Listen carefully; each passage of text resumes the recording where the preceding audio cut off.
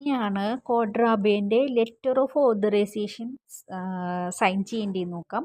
അപ്പോൾ അതിനായിട്ട് നമ്മൾ ഈ ഒരു ഫോം നമ്മൾ സിസ്റ്റത്തിൽ നിന്ന് ഡൗൺലോഡ് ചെയ്തെടുക്കണം. അതിനുശേഷം ഇവിടെ നിങ്ങളുടെ ഫുൾ നെയിം എഴുതണം കേട്ടോ. Please print your full name. അവിടെ നിങ്ങളുടെ ഫുൾ നെയിം എഴുതുക, പാസ്പോർട്ടിലുള്ളതുപോലെ എഴുതണം കേട്ടോ.